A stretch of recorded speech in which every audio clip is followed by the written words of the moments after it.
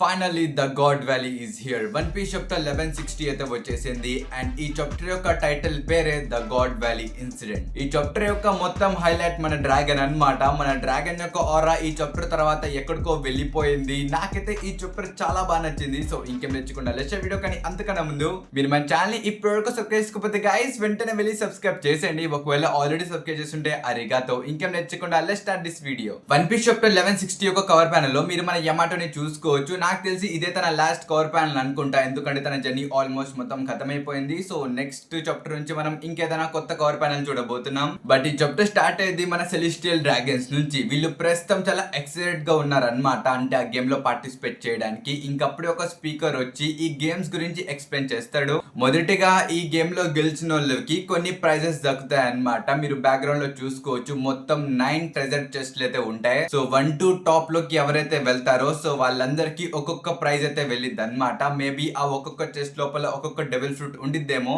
But grand prize వచ్చేసి మన షకి. సో తను ఫైనల్ ప్రైజ్ అన్నమాట. ఇక్కడ వీళ్ళందరూ తన కోసమే చచ్చిపోతూ ఉంటారు. ప్రతి ఒక్కరు తన్నే గెలుచుకుందామని చూస్తూ ఉంటారు. కానీ స్టేజ్ మీద ఉన్న హోస్ట్ అయితే వాళ్ళందరికీ శాంతించండి, ఇంకా మనం మాట్లాడేది కంప్లీట్ అవ్వలేదని చెప్పి వాళ్ళు డేవిడి క్లాన్ మెంబర్స్ ని అలాగే బకానియర్ మెంబర్స్ ని స్టేజ్ మీదకి తీసుకొస్తారు. మీరు ఇక్కడ మన టీస్ ని చూసుకోవచ్చు. అలాగే వాళ్ళ మదర్ యొక్క ఫేస్ కూడా రివీల్ అయిపోయింది. ప్రస్తుతం వాళ్ళందరినీ బాగా కొట్టి పడేశారనమాట. వాళ్ళని సంఖ్యలతో పైకి తీసుకొచ్చారు. అండ్ స్పెషల్లీ ఇక్కడ టీచ్ వాళ్ళ మదర్ ఎగ్జాక్ట్లీ లైక్ రాబిన్ వాళ్ళ మదర్ లాగానే ఉంది. ఒలివియర్ అనుకుంటా తన పేరు, నాకు సరిగ్గా గుర్తులేదు. బట్ ఎగ్జాక్ట్లీ తన లాగానే ఉంది. అలానే వీళ్ళిద్దరు సేమ్ పర్సన్స్ అయితే కాదు. So different persons but similar గా ఉన్నారు అంతే. కానీ మనం చూడాల్సింది ఇక్కడ టీచ్ ఫేస్ బ్రో. తను మాత్రం ఇక్కడ ట్రామటైజ్ అయిపోయాడు. తను చాలా చిన్న పిల్లోడు. తను ఈ చిన్న వయసులోనే చాలా చూశాడు. లిటరల్లీ మనం తన వ్యూ నుంచి చూసుకోవచ్చు. సెలెస్టియల్ డ్రాగన్స్ ఒక దయ్యాల్లాగా కనిపిస్తున్నారు, డీమన్స్ లాగా కనిపిస్తున్నారు. ఇక్కడ సెలెస్టియల్ డ్రాగన్స్ చెప్తారు వాళ్ళందరినీ చంపేయండి. పైగా వీళ్ళ దగ్గర ఉన్నదే ఫిల్తీ బ్లడ్, ఇది ఇంకా ముందుకు సాగకూడదు, వీళ్ళని ఇక్కడే చంపేయండి అని చెప్పి ఆ సెలెస్టియల్ డ్రాగన్స్ వాళ్ళ యొక్క వెపన్స్ ని ఆ స్లేవ్స్ మీదకి ఇసిరేస్తారు.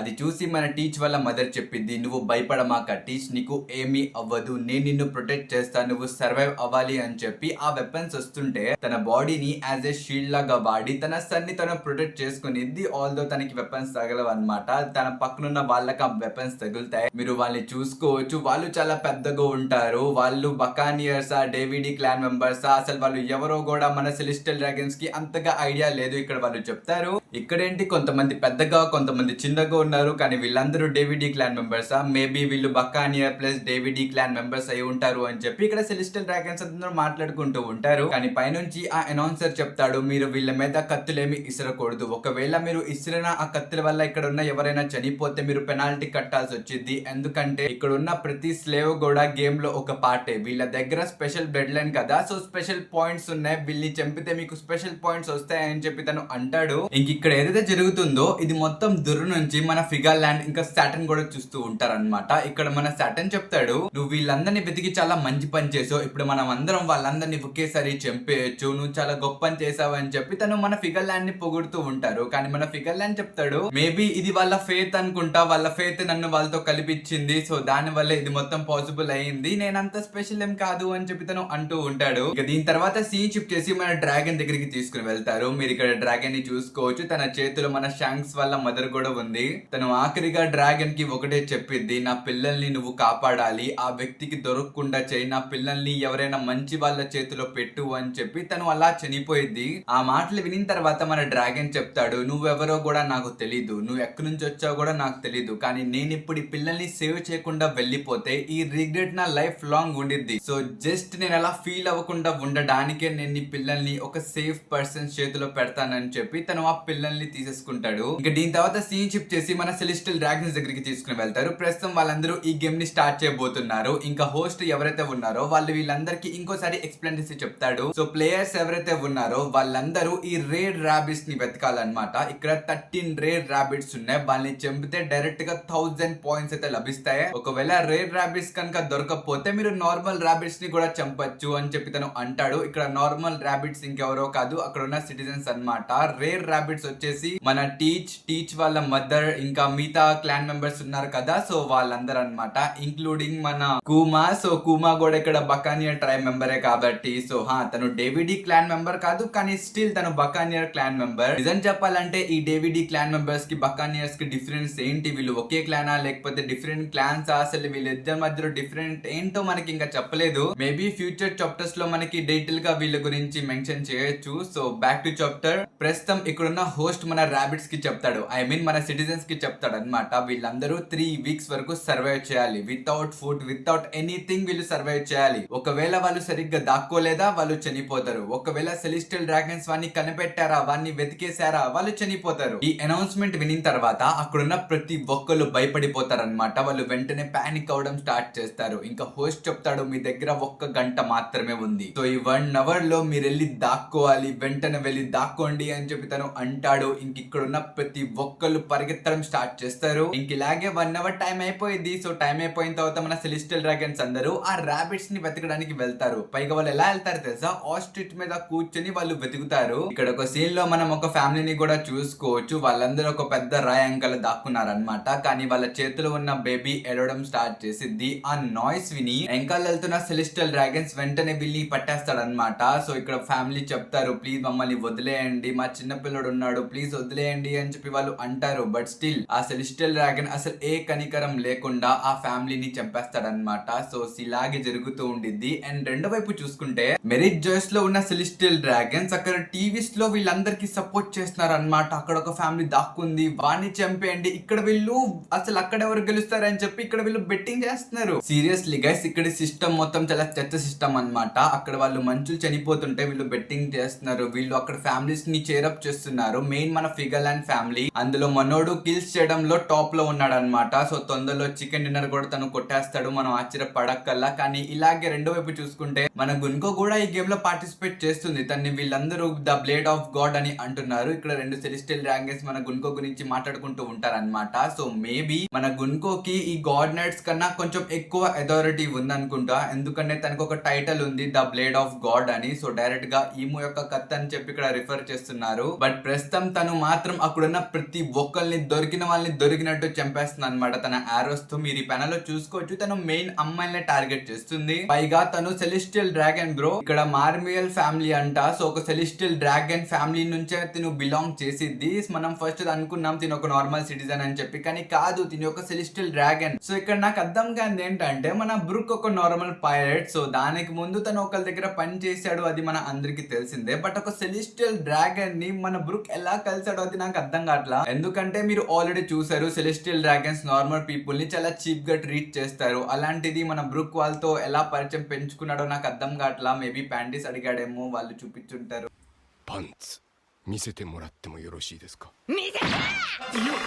ఇంకా దీని తర్వాత సీన్ షిఫ్ట్ చేసి మనకి సోమర్స్ దగ్గరికి తీసుకుని వెళ్తారు. అసలు ఈ నేమ్ అనాలో నాకు అర్థం కావట్లేదు, ఎందుకంటే స్టార్టింగ్ నుంచి ఇప్పటి వరకు వీడు పిల్లల వెనకాలే పడుతున్నాడు. ఇక్కడ కూడా ఒక పిల్లని నేర్పిస్తున్నాడు. మనం స్టార్టింగ్ ఎల్బఫ్ లో కూడా చూసుకున్నాం. సో వీడే పిల్లల్ని థాన్స్ తో గుచ్చడం, కిడ్నాప్ చేయడం, సో ఇది మొత్తం చేశాడు. అండ్ ఇక్కడ కూడా అదే జరుగుతుంది. వీడి దెబ్బకి భయపడి ఒక పిల్లోడు చెట్టు మీద ఎక్కితే వీడు ఆ చెట్టుని ఊపేసి ఆ పిల్లోడిని కింద పడేయడానికి ట్రై చేస్తున్నాడు. ఆ పిల్లోడు కింద పడుతుంటే వాళ్ళ నాన్న కూడా వస్తాడు అనమాట ప్రొటెక్ట్ చేయడానికి. బట్ వాళ్ళిద్దరిని తను చెప్పేస్తాడు. ఇంకా దీని తర్వాత సీన్ షిఫ్ట్ చేసి మనకి డ్రాగన్ దగ్గరికి తీసుకుని వెళ్తారు. ప్రస్తుతం మన డ్రాగన్ ఇక్కడ జరిగేది మొత్తం చూస్తూ ఉంటాడు అండ్ తను షాక్ అయిపోతాడు. బికాస్ ఈ మెరీన్స్ గురించి తను చాలా విషయాలు విన్నాడు అనమాట. సో మెరీన్స్ అందరికి హెల్ప్ చేస్తారని చెప్పి తను విన్నాడు. కానీ ఇక్కడికి వచ్చి చూస్తే వాళ్ళు చిన్న పిల్లల్ని వదలట్లేదు, ముస్లావల్ని వదలట్లేదు, ప్రతి ఒక్కరిని చంపేసుకుంటూ వెళ్ళిపోతున్నారు బికాస్ ఆఫ్ ఫన్. ఇక్కడ మన డ్రాగన్ గమనిస్తాడు, ఒక సెలెస్టియల్ డ్రాగన్ అయితే కూమాని షూట్ చేయడానికి వెళ్తున్నాడు అనమాట. ఇది చూసి మన డ్రాగన్ అనుకుంటాడు, ఒకవేళ నేను ఇప్పుడు ఈ సెలెస్టియల్ డ్రాగన్స్ కి అడ్డుపడ్డానా, వీళ్ళని నేను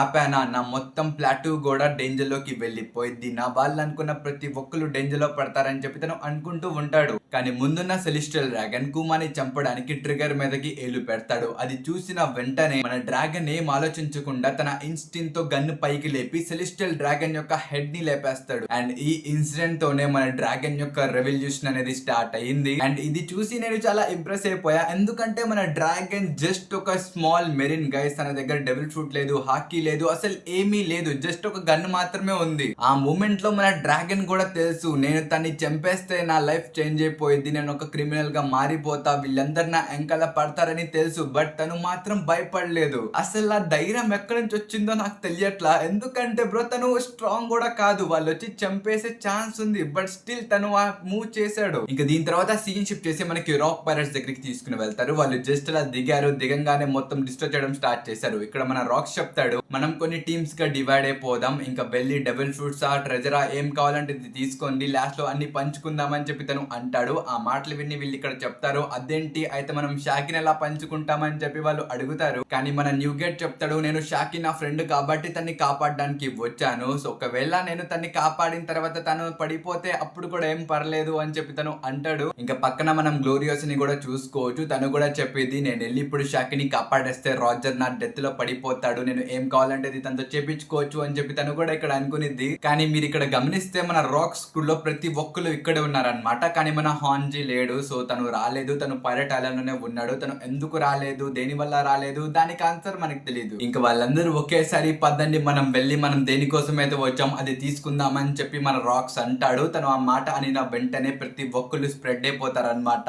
అసలు మెరీన్స్ వాళ్ళ ముందు అసలు పనికిరారు, కనిపించిన ప్రతి ఒక్కరిని రాక్ పైరట్స్ అలా లేపేస్తూ ఉంటారు. ఇంకా అది చూసి మన సెలిస్టియల్ డ్రాగన్స్ కంగారు పడిపోతారు. మీరు ఈ పెనలో చూసుకోవచ్చు, కొంతమంది సెలిస్టియల్ డ్రాగన్స్ ఆ గేమ్ వదిలేసి పాడిపోతూ ఉంటారు, ఇంకొంతమంది మెరీన్స్ ని తిడుతూ ఉంటారు అనమాట. అంటే మా సేఫ్టీకి బాధ్యత మీది కదా, సో మమ్మల్ని సేఫ్ ప్లేస్ లో తీసుకెళ్ళండి అని చెప్పి వాళ్ళు తిడుతూ ఉంటారు. ఇంకా దీని తర్వాత సీన్ షిఫ్ట్ చేసి మన డ్రాగన్ దగ్గరికి తీసుకుని వెళ్తారు. ఇక్కడ మన డ్రాగన్ అనుకుంటాడు మనం ఈ పిల్లల్ని ఫస్ట్ ఒక సేఫ్ ప్లేస్ కి తీసుకుని వెళ్ళాలి, ఈ ప్లేస్ మొత్తం బ్యాటిల్ గ్రౌండ్ లా మారిపోయిందని చెప్పి తను షాంబ్రాక్ ని ఇంకా షాంక్స్ ని తీసుకుని పరిగెడతాడు. అండ్ ఇక్కడ మళ్ళీ సీన్ షిఫ్ట్ చేసి మన రాజర్ పైరట్స్ దగ్గరికి తీసుకుని వెళ్తారు. ప్రస్తుతం వాళ్ళు కూడా ఈ ఐలాండ్ లోకి వచ్చేసారు. ఇక్కడ మన రాజర్ చెప్తాడు నేను వెళ్ళి మన షాకిని కాపాడతా, సో మీరు వెళ్ళి ఖజానా లూట్ చేయండి అని చెప్పి తను అంటాడు. కానీ రాజర్ క్రూమేట్స్ ఇక్కడ రాజర్ మాటలే వినరు అనమాట, వాళ్ళు మన రాజర్ ని తొక్కేసుకుని వెళ్ళిపోతారు మేము షాకిని కాపాడతామని. ప్రస్తుతం మన రాజర్ ఒక ఆరా మాత్రం మైనస్ లో నడుస్తుంది గైస్, పాపం మనోడు ఇలా అయిపోయాడు. ఇక దీని తర్వాత సీన్ షిఫ్ట్ చేసి మన ఫిగర్ ల్యాండ్ గాలి దగ్గరికి తీసుకుని వెళ్తారు. ప్రస్తుతం తను గమనిస్తాడు సిచ్యువేషన్ మొత్తం చేతుల నుంచి వెళ్ళిపోతుంది, తను ఎలాగైనా కంట్రోల్ తీసుకోవాలని చెప్పి తన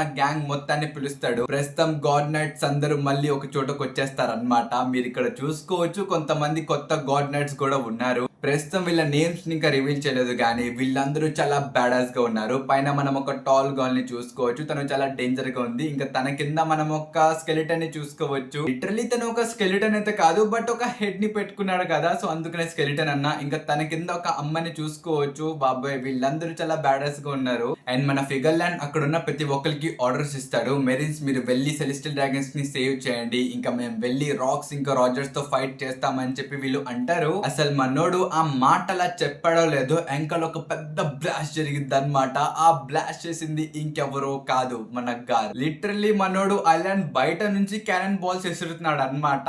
అసలు మెరీన్స్ పైరట్స్ అందరు లెగిసిపోతున్నారు దాంతో. బట్ కొంతమంది మెరీన్స్ కూడా హ్యాపీగా ఫీల్ అవుతారు అనమాట. ఫైనల్లీ గార్ప్ వచ్చేసాడు, మనం అందరం సేఫ్ అని చెప్పి వీళ్ళందరూ హ్యాపీగా ఫీల్ అవుతారు. ఇంకింతటితో ఈ చాప్టర్ అయితే అయిపోయింది. సో ఐ హోప్ ఈ వీడియో మీ అందరికి నచ్చిందని అనుకుంటున్నాను. నచ్చితే మాత్రం ఈ వీడియోకి ఒక లైక్ కూడా మర్చిపోమాకండి, కొత్త చూస్తుంటే సబ్స్క్రైబ్ చేసుకోవడం మర్చిపోమాకండి గైస్. ఇంకా మనం కద్దాం నెక్స్ట్ వీడియోలో. Until then bye by.